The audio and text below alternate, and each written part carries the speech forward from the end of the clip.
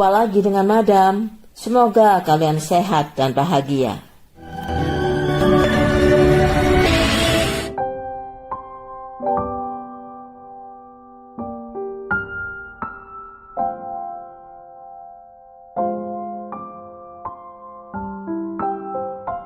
Glenn dan Betty telah menikah selama 9 tahun setelah sebelumnya berpacaran selama 11 tahun sejak mereka duduk di bangku SMP.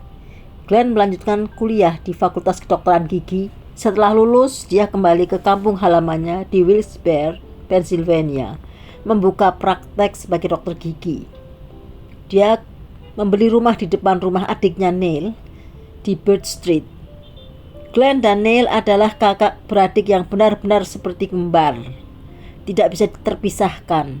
Mereka sangat dekat satu sama lainnya. 2 tahun kemudian, Betty melahirkan seorang putri, Danielle. Mereka menjadi keluarga yang tampak sempurna. Suatu malam, Neil menelpon polisi melaporkan telah terjadi pencurian yang menyebabkan tewasnya Betty. Sementara kakaknya Glenn mengalami luka yang cukup serius di bagian leher karena serangan pencuri. Polisi pun segera meluncur ke TKP. Kepada polisi, Glenn yang baru siuman dan kondisinya masih terluka di bagian leher bercerita, saat itu dia berada di nightclub bersenang-senang dengan teman-temannya. Pukul 2:30 pagi langsung pulang dan tidur di sofa di lantai 1. Dan tiba-tiba terbangun sekitar pukul 5:30 karena mendengar kegaduhan yang berasal dari lantai kamar istrinya. Maka dia bangun langsung menuju lantai 2. Ketika hendak naik tangga, seorang bertopeng menyerangnya dan menekan bagian lehernya kuat-kuat sampai dia pingsan. Beberapa jam kemudian setelah siuman, dia menelpon Neil, adiknya yang tinggal di seberang rumahnya. Polisi segera naik ke lantai 2 dan mendapati Betty dalam keadaan tertelungkup sudah tidak bernyawa, sementara Danielle putrinya masih tertidur.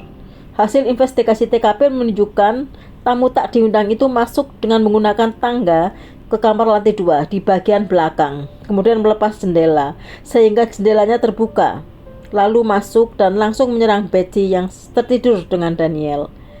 Glenn mengatakan bahwa uangnya yang ada di laci $13.000 atau sekitar 200 juta rupiah hilang, juga perhiasan dan emas berlian milik istrinya. Setelah mendengar keterangan Glenn, polisi melihat ada kejanggalan. Pertama, telepon yang ada di dinding lepas dari bootnya. Apakah Neil lupa memasangnya kembali setelah menelpon polisi atau sengaja direkayasa? Dan ketika polisi melihat tangga yang menempel di dinding yang dipakai untuk pencuri naik, ternyata memasangnya terbalik.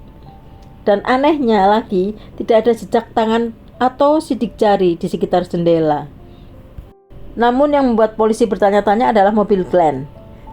Jika memang paginya pulang, tentu ada embun di atas mobilnya, sama dengan yang ada di mobil istrinya. Tetapi anehnya mobil istrinya penuh embun, tapi tidak ada embun pada mobil Glenn. Untuk itu polisi berkonsultasi dengan ahli meteorologi, Dr. Sober. Menurut keterangannya, suhu udara pada siang sebelumnya adalah 70 derajat Fahrenheit atau sekitar 21 derajat Celcius. Otomatis akan terjadi kondensasi. Proses selanjutnya adalah timbul gas lalu menjadi liquid berupa embun jika menempel pada permukaan objek. Setelah temperatur turun menjadi 50 derajat Fahrenheit atau 10 derajat pada dini hari. Apalagi saat itu tidak berangin. Jika Glenn memang pulang 2:30 pagi, maka pada jam 7 pagi permukaan mobilnya akan penuh embun seperti yang ada pada mobil istrinya. Tapi anehnya mobil Glenn bersih, berarti mobil itu dipakai antara pukul 2:30 sampai sebelum pukul 7 pagi. Berita kematian istri Glenn, Betty, tersebar di berbagai media massa. Maklum mereka adalah pasangan yang cukup dikenal di kota itu. Glenn seorang dokter gigi yang sangat dikenal di kota itu, sedangkan istrinya Betty aktif di kegiatan sosial. Mereka juga pasangan serasi. Betty cantik dan Glenn tampan. Karena uang dan perhiasan hilang, maka polisi berkesimpulan motifnya adalah pencurian.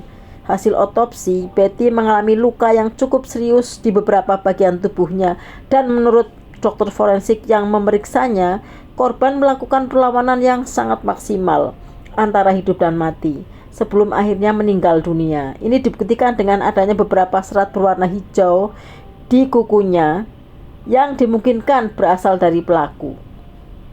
Yang membuat dokter curiga adalah korban sudah melakukan perlawanan maksimal Tapi anehnya tidak ada cairan merah di sekitar tubuhnya. Harusnya gaunnya sudah lusuh dan penuh dengan bercak darah. Kesimpulannya, pelaku telah mengganti gaun korban dengan gaun yang baru, sehingga tampak rapi. Polisi mencari gaun yang dipakai korban pada saat dalam pergulatan dengan pelaku sampai ke sungai-sungai, tapi hasilnya nihil. Sementara tidak mudah bagi dokter forensik untuk menentukan kapan waktu kematian korban. Dokter forensik memperkirakan antara setengah 3 sampai setengah 5 pagi. Kecurigaan juga muncul pada Glenn. Dokter dan perawat yang merawatnya heran. Glenn mengatakan bahwa dia ditekan lehernya dari belakang, tapi anehnya luka-lukanya ada di belakang. Harusnya lukanya di leher bagian depan.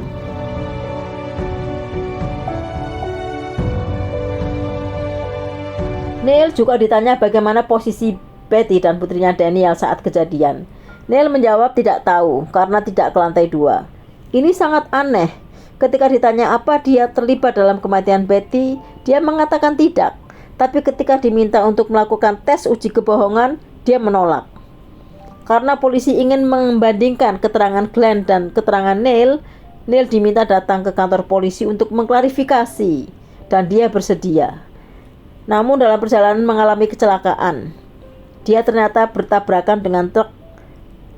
Dari hasil penyelidikan polisi, ternyata Neil sengaja menabrakkan mobilnya ke sebuah truk besar. Dan seketika dia meninggal. Polisi menetapkan bahwa Neil meninggal karena mengakhiri hidupnya sendiri.